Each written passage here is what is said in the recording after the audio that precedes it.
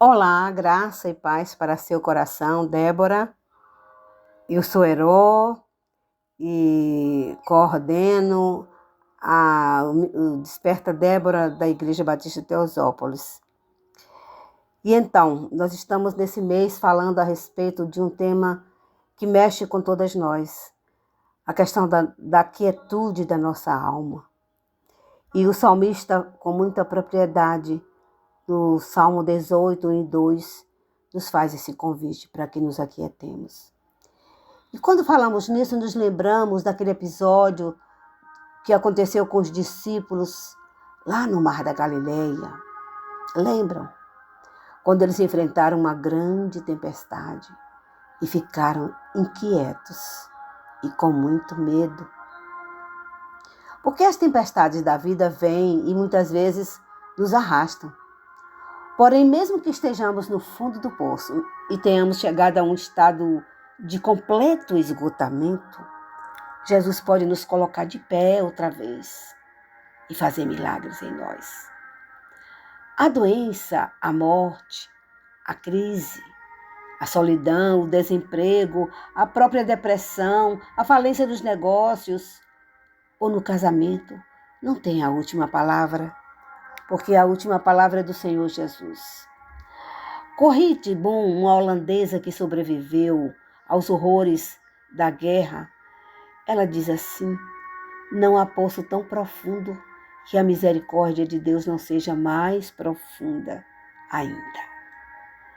E naquele episódio com os discípulos, Jesus repreendeu o vento e o mar. A palavra de Deus diz que eles, mar e vento, se aquietaram e ficaram mudos. Sim, porque o Senhor Jesus tem poder para repreender os problemas que nos afligem. Quantas vezes, nos momentos angustiantes de nossas vidas, encharcamos a nossa alma de medo e de revolta e ficamos inquietas e inquietos, dizendo até que Deus não se importa conosco. Mas não esqueçam que quando as coisas fogem do nosso controle e os recursos se esgotam em nós, eles continuam ainda sob o total controle do Senhor Jesus. Naquele episódio dos discípulos, ou com os discípulos, Jesus havia empenhado a sua palavra para eles, dizendo: passemos para outra margem. Portanto, o destino daqueles homens não era o naufrágio, a morte, o desespero, mas o destino deles era o outro lado do Mar da Galileia. E é interessante que naquele percurso, Jesus não prometeu que eles teriam uma travessia calma, fácil, mas ele garantiu uma chegada certa e segura. Da mesma forma, Jesus não nos promete ausência de lutas, de problemas, de lágrimas, dor, saudade, mas promete a sua presença em todos os momentos da nossa vida. Isso está lá em Mateus 28, 22.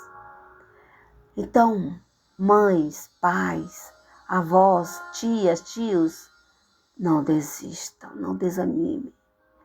Aquietem a sua alma.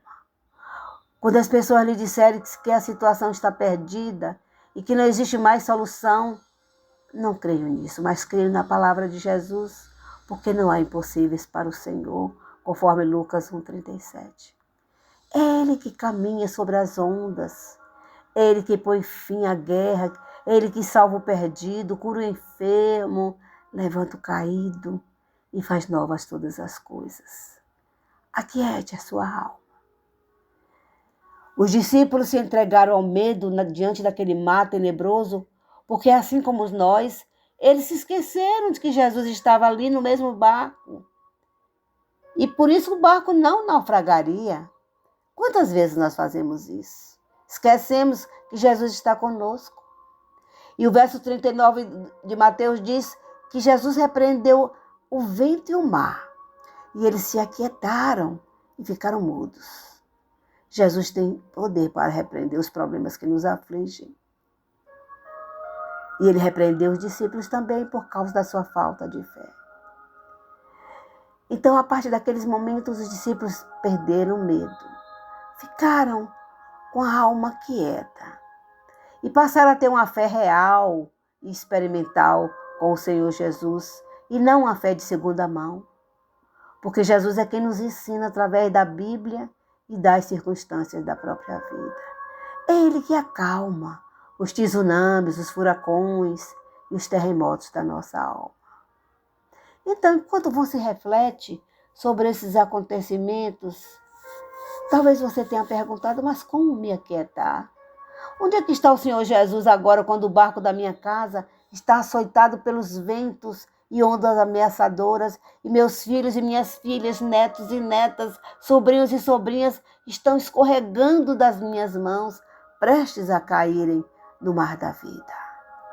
E a palavra de Deus responde a mim e a você que Ele está onde sempre esteve, pronto para vir ao nosso encontro, andando por cima das águas, enfrentando os ventos impetuosos e nos dizendo: filha, filho, não tenha medo, sou eu, aquiete a sua alma.